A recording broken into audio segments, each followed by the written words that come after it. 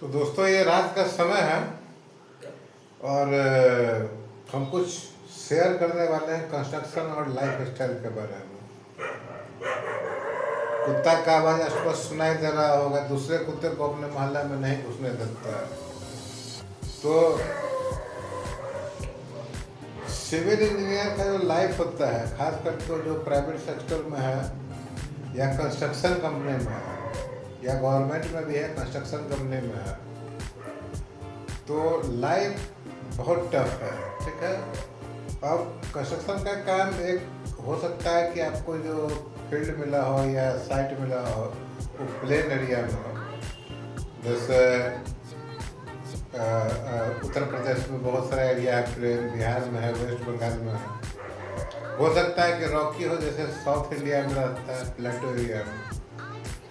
आज हम जो डिस्कस करेंगे माउंटेन एरिया के बारे में डिस्कस करेंगे। माउंटेन एरिया में कंस्ट्रक्शन ही नहीं डिफिकल्ट है, वहाँ का जो रहने वाला निवासी है वो भी बहुत ही डिफिकल्ट लाइफ को जीता है। ठीक है। नॉर्मली क्या है कि जो हिल्स है हिमालयन रेंज में, उसका जो डिस्ट्रिक्ट हेडक्वार्टर है, डिस्ट्रिक्ट हेडक्वार्टर तक आने जाने का सुविधा होता है। ये नहीं है कि बहुत ही अच्छा है, लेकिन आज के डेट में ठीक व्यवस्था है, जा सकते हैं हेडक्वार्टर तक। लेकिन जब हेडक्वार्टर से गांव में जाते हैं, रिमोट में जाते हैं, तो बहुत मुश्किल रहा है। आना जाना मुश्किल है। लोग को अपना सामान लाने के लिए 2 घंटा 4 घंटा पैदल पहाड़ में ऊपर और नीचे चढ़ना पड़ता है।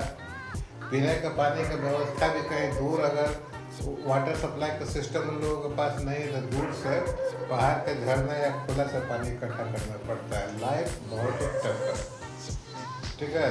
जो इंजीनियर को देखिए, किसी भी चीज़ को विकसित करने के लिए सबसे पहले वहाँ रास्ता या रोड या सड़क बनाया जाता है ताकि आवागमन सुविधा हो। उसके बाद बिजली है, पीने का पानी की व्यवस्था है, हॉस्पिटल है, ये सब बनता है या सुचारू ढंग से चल पाता है। क्योंकि सामान ले आना और ले जाना ही बहुत मुश्किल है। कभी कभी तो एयरलिफ्ट करना पड़ता है। नॉर्मली जो जानवर होता है, खास करके खच्चर जिसको बोलते हैं, उसका भी यूज किया जाता है, बैलगाड़ी का भी यूज होता है। तो सबसे पहले हम लोग बनाते हैं रास्ता। ठीक है। एग्जिस्टिंग रास्ता जहाँ कहीं भी अभी देखा गया है पगडंडी नुमा है। पगडंडी मतलब 1-2 आदमी आ जा सकता है या उस रास्ते पर खच्चर से उसके पीठ पर सामान डालकर ऊपर ले जाया जाता है। ठीक है। कंस्ट्रक्शन के शुरुआती फेज में, जब शुरुआती फेज होता है तो जानवर का बहुत यूज किया जाता है। कभी कभी कोई इम्पोर्टेंट पड़ जाता है, जरूरी पड़ जाता है तो एयरलिफ्ट भी किया जाता है। और धीरे धीरे कंस्ट्रक्शन को आगे बढ़ाते हैं, रोड को चौड़ा करते हैं। अब पहाड़ में क्या है कि जो डिजाइन बनाया जाता है उसमें मिनिमम कटिंग और फिलिंग का ध्यान दिया जाता है और इजी रास्ता खोजा जाता है। तो स्लोप का यूज किया जाता है। जो स्लोप होता है उसको कट करते हैं रोड के लिए। तो एक प्लेन हुआ, इधर स्लोप है, तो जब हम कट करते हैं स्लोप को, जनरली हिमालयन रेंज में जो सोयल है तो लूज होता है, बीच बीच में बड़ा बड़ा बोल्डर्स रहता है। तो जब सोयल कट करते हैं तो बाकी का जो स्लोप बचता है वो अपने मास के कारण ही, अपने वजन के कारण ही नीचे की तरफ स्लाइड कर जाता है।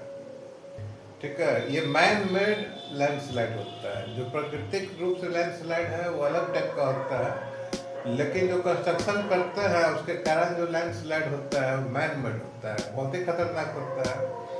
लेकिन जो पहाड़ में लोग रहते हैं उसको सुविधा पहुंचाना है, आगे जाना है। आजकल सुरक्षा स्ट्रेटेजिक पॉइंट ऑफ व्यू से भी रोड बनाना बहुत जरूरी है। तो सबसे खतरनाक पहला तो हम लोग जो कंस्ट्रक्शन करते हैं तो मटेरियल धीरे धीरे पहुंचता है, पहुंचते ही रहता है, जानवर से, फिर छोटा गाड़ी से, बैलगाड़ी से या टट्टू से, फिर छोटा ट्रक से, ऐसा करके हम लोग ऊपर की तरफ लेके जाते हैं। लेकिन जितना ही ऊपर चलते चले जाते हैं उतना ही वो खतरनाक होते चला जाता है। खास करके जो मौसम, एक चीज़ है कि जो 4000 मीटर हाइट होता है मीन सी लेवल से, 4000 के ऊपर आइस लाइन बोला जाता है, मतलब बर्फ वहाँ जम सकता है या भयंकर बर्फबारी हो सकती है। और 8,000 मीटर के ऊपर डेथ जोन बुलाया जाता है, मतलब बिना लाइफ सपोर्ट के 8,000 मीटर के ऊपर में आप जिंदा ही नहीं रह सकता है, कोई भी जानवर जिंदा नहीं रहेगा। तो जनरली जो आबादी है तो 4,000 मीटर या उसके नीचे ही उसके आसपास रहता है। जितना भी आप हिल स्टेशन है तो 4,000 मीटर के नीचे ही। अब जो पहले बताया कि जो डिस्ट्रिक्ट हेड क्वार्टर है वहाँ तक की दिक्कत नहीं लगी, लेकिन जब रिमोट में हम और लोगों को जोड़ते हैं तो ये बहुत ही चैलेंजिंग प्रोजेक्ट होता है। लैंडस्लाइड का बहुत ही अधिक डर रहता है। इसके लिए सेफ्टी नेट ये नॉर्मल सेफ्टी नेट नहीं होता है, स्टील का सेफ्टी नेट का यूज़ किया जाता है। ठीक है, सेफ्टी नेट को स्लोप के ऊपर में नेल से एंकर किया जाता है ताकि कुछ मटेरियल ऊपर से हैवी, जिससे जैसे बड़ा बड़ा पत्थर वगैरह गिरता है या मास में सोयल गिरता है तो उसका स्पीड को कम किया जा सके, उसको रोका जा सके। कभी कभी लैंडस्लाइड होने के कारण गाड़ी वगैरह को लेके दूसरे साइड में खाई में भी चला जाता है, ये सभी जो है सो जानलेवा हो सकता है। इसलिए सेफ्टी का प्रोटेक्शन बहुत अधिक है। तो रोड कंस्ट्रक्शन, अब सेफ्टी नेट तो हमेशा रहेगा नहीं, तो जब रोड कंस्ट्रक्शन के ड्यूरेशन में ही रोड बनता है तो लैंडस्लाइड को रोकने के लिए एक काफ़ी अच्छा हाइट तक इंजीनियर डिसाइड करता है वहाँ तक। देखिए, इसमें जियो टेक्निकल इंजीनियर का बहुत बड़ा रोल है। सॉइल का नेचर कैसे होगा, कैसे स्लाइड करेगा, उस हिसाब से जो इनपुट देता है उससे जो डिजाइनर होता है वो रिटर्निंग वाल का डिजाइन करता है और एक पर्टिकुलर हाइट तक रिटर्निंग वाल बनाता है, उसके ऊपर में फिर सेफ्टी नेट फिक्स कर देता है। आगे आने वाले समय में क्या करते हैं कि उस पर प्लांटेशन भी, कंस्ट्रक्शन से प्लांट वगैरह डिस्ट्रॉय होता है और प्लांट का रूट जो है तो सॉइल को पकड़ के रखता है, तो उसके ऊपर प्लांटेशन भी किया जाता है। ये सभी कॉन्ट्रैक्ट में होता है और काफ़ी पैसा खर्चा होता है। ठीक है, तो इस ढंग से स्लोप को हम लोग प्रोटेक्ट करते हैं। जियो टेक्निकल इंजीनियर बताता है कि स्लोप को किस एंगल पर रखा जाएगा, उसको कब नीचे आने का अधिक चांस है, ये सभी इनपुट बताता है उसका इंजीनियरिंग है। तो इस ढंग से स्लोप को जो हम प्रोटेक्ट कर देते हैं तो हमारा रोड सेफ रहता है। कभी कभी ऐसा भी होता है कि रोड बना रहा है, ऊपर पहाड़ है, एक साइड में रोड बना है, दूसरे साइड में खाई है, तो खाई वाला पार्ट भी स्लोप रहता है, तो कभी कभी उसको भी प्रोटेक्ट करना पड़ता है। ये भी ध्यान देना पड़ता है कि जो पानी आता है, रेन, जो बारिश, भयंकर बारिश होती है, क्लाउड ब्रस्ट होता है, तो उसका टोपोग्राफी से ये डिसाइड किया जाता है कि जो बारिश हो रही है उसका कैचमेंट एरिया क्या है और उस एरिया में नेचुरल ड्रेन कहाँ से है जहाँ से पानी निकलेगा। ठीक है, पानी निकलने का अगर रास्ता नहीं देंगे तो जो रोड उसके सामने में आएगा पानी के रास्ते में उसको वॉश आउट कर देगा। तो जहाँ से पानी आने का चांस रहता है वहाँ पर रोड को ब्रिज वगैरह का कंपोजिशन करके, ऐसा कि पानी है तो अंदर जाके और नीचे से निकल जाए तो वहाँ हम लोग ब्रिज बना देते हैं, या रोड के ऊपर से निकलना है तो उस हिसाब से रोड बनाया जाता है। तो इस ढंग से रोड का कंस्ट्रक्शन होता है और ये बहुत ही डिफरेंट, कितना भी एडवांस आप मशीन लगा लीजिए नेचर से लड़ नहीं सकते हैं। ठीक है, साल में जब बरसात का समय होता है या बर्फबारी का समय होता है तो कंस्ट्रक्शन नहीं हो सकता है, उस समय कंस्ट्रक्शन करना बहुत ही मुश्किल है। नॉर्मल वेदर रहता है उस समय ही किया जाता है। इवन जो प्रोजेक्ट बन जाता है, रोड बन गया, कनेक्ट कर दिया, उसके बाद भी कई बार लैंडस्लाइड होता है। आप लोगों ने ये चीज़ सुना होगा, पहाड़ में लैंडस्लाइड हो गया, रास्ता बंद हो गया। तो उस समय जब इंजीनियर्स का टीम वहाँ रहता है, प्रोजेक्ट का टीम वहाँ रहता है, तो कोई बहुत अधिक लग्जरी में नहीं रहता है। वो सभी लोग शेड में, टीन का शेड या कोई घर वहाँ पर इस तरह का बिल्ड करके टेम्पोररी उसमें रहता है। खाना पीना का बहुत लिमिटेशन होता है, पहाड़ में हर चीज़ आपको नहीं मिलेगा, जो चाहे जब मिल जाए ऐसा बात नहीं है। स्टोर करना पड़ता है, दूर से खाना और ईंधन लाना पड़ता है।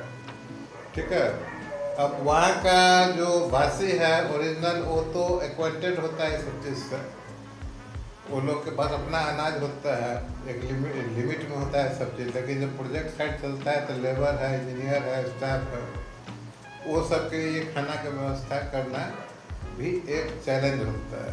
ठीक है, पीने का पानी आजकल बोतल का चलन हो गया है, वैसे पहाड़ में पीने का पानी अच्छा होता है, लेकिन जब कंस्ट्रक्शन करते हैं तो पानी जो है तो दूसरी तरह आता है, तो डायरेक्ट उस पानी को नहीं पी सकते, वो भी एक समस्या है। तो मेडिकल टीम वहाँ पर रखा जाता है इमरजेंसी के लिए। ये सभी चीज़ इसलिए किया जाता है कि हमारे पहाड़ को में बसने वाले भाइयों को, वहाँ के निवासी हैं, अपने ही जैसा हैं, मनुष्य है, उनको सुविधा मिले। आपको ये जान के आश्चर्य होगा कि उस सब इलाका में जो लोग रहता है, रिमोट हिल्स में जो रहता है, अपने लाइफ में कभी ट्रेन में नहीं चढ़ा है, न देखा है। और इतना रिमोट है कि जो मेन लैंड होता है देश का, उसके बारे में जानकारी बहुत ही कम होती है। ठीक है, सवेरे से उठ के शाम तक अपने खाने का इंतजाम ही करते रहते। घर की महिलाएं जो है, कुछ पशु पक्षी जैसे मुर्गा पालन है, बत्तख पालन है, ये नहीं कि 1000 2000, 2-4 वो रहता है। कुछ बकरी है और भैंस रहती है, गाय रहती है।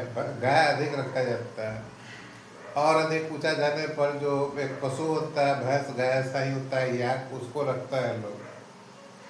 फिर भी ठंड में इतनी ठंड होती है कि कोई साग सब्जी नहीं, कुछ भी नहीं। तो जानवर जो होता है खाने वाला, जो उसको खाया जाता है उस एरिया में, तो उसका मांस को सुखा के रखा जाता है, मछली को सुखा के रखा जाता है। बरसात और ठंड आने के पहले वो लोग पूरे मौसम के लिए खाने का इंतजाम कर लेता है।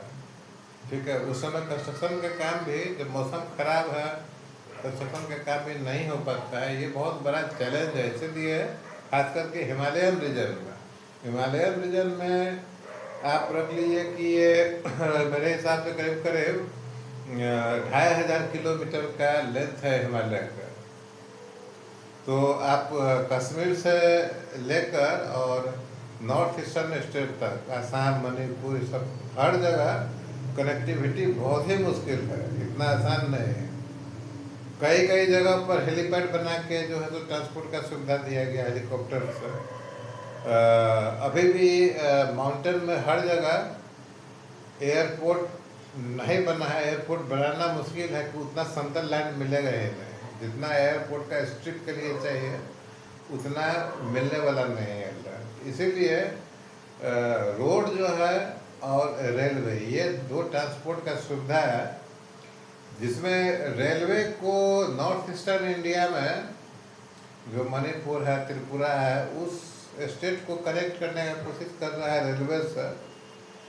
और लेकिन जो मेन हिमालयन रेंज है, जो आप उत्तराखंड है या हिमाचल प्रदेश का है या नेपाल का एरिया है, उसमें रेलवे ट्रैक डालना भी बहुत मुश्किल है, बहुत ही डिफ़िकल्ट चीज़ है। इसलिए ट्रांसपोर्टेशन के लिए और जो स्ट्रेटेजिक पॉइंट ऑफ व्यू है हमारा मिलिट्री के मूवमेंट के लिए, हम लोग रोड को बना रहा है। तो जब तक आप देखेंगे नहीं तब तक आप समझेंगे नहीं कि ये कितना खतरनाक प्रोजेक्ट होता है। ठीक है, अब रात में सोए हुए हैं, लैंडस्लाइड हुआ, आप कहाँ चले जाएंगे पता नहीं होगा। एवलांच जो बर्फ होता है, जैसे लैंडस्लाइड में मिट्टी और पत्थर गिरता है, एवलांच में बर्फ गिरता है। बर्फ जो ग्लेशियर होता है टूटता है और नीचे की तरफ आता है। कई बार आपने देखा होगा, केदारनाथ में घटना हो गया था। तो कॉमन है, क्योंकि जान माल का क्षति उस समय बहुत हुआ था केदारनाथ में, लेकिन ये कॉमन है, ये होते रहता है। तो ये एक चैलेंजिंग प्रोजेक्ट होता है जो कि माउंटेन में चलता है। इसके अलावा माउंटेन में जितना भी प्रोजेक्ट है, हाईवे का है, उसके बाद हाइडल पावर है, ट्रांसमिशन लाइन का, ये सभी बहुत ही चैलेंजिंग और रिस्की प्रोजेक्ट होता है। तो जो चीज़ इतना जब सुविधा मिलने लगता है तो लगता है कि बहुत आसान हो गई है, लेकिन इतनी आसानी से होता नहीं है। ठीक है, जितना आप प्लेन एरिया में फटाफट बना देते हैं, रोड बना दिए, ट्रांसमिशन लाइन डाल दिए, तो बाहर में संभव है नहीं। ये बहुत ही मुश्किल और डिफ़िकल्ट प्रोजेक्ट होता है। ठीक है, तो सिविल इंजीनियर या ऐसे कोई भी लोग जो इस तरह के प्रोजेक्ट में इन्वॉल्व रहते हैं, कंस्ट्रक्शन के प्रोजेक्ट में, उनका लाइफ इतना आसान नहीं होता है। ठीक है, अब ये क्या है कि देश के लिए करना है तो करना है, परिवार के लिए करना है तो करना है। और ये सभी चीज़ करके सबसे बड़ी बात क्या होता है कि जो उस एरिया में हमारे भाई बंधु रहते हैं पहाड़ में, रिमोट एरिया में, वो जो मेन लैंड होता है जहाँ पर आबादी अधिक रहता है, बड़ा बड़ा शहर है, उससे जुड़ पाता है। उन लोग का आवागमन आसान होता है, जिससे पहाड़ से उतर के नीचे और अच्छा धन अर्जन कर सकते हैं, अपना जीवन यापन कर सकते हैं। कि पहाड़ में लिमिटेशन है, स्कूल, कॉलेज, हॉस्पिटल, हर चीज़ का लिमिटेशन है वहाँ पर। तो उम्मीद है कि थोड़ा बहुत ही समझाया है, लेकिन आप इसको समझ गए होंगे।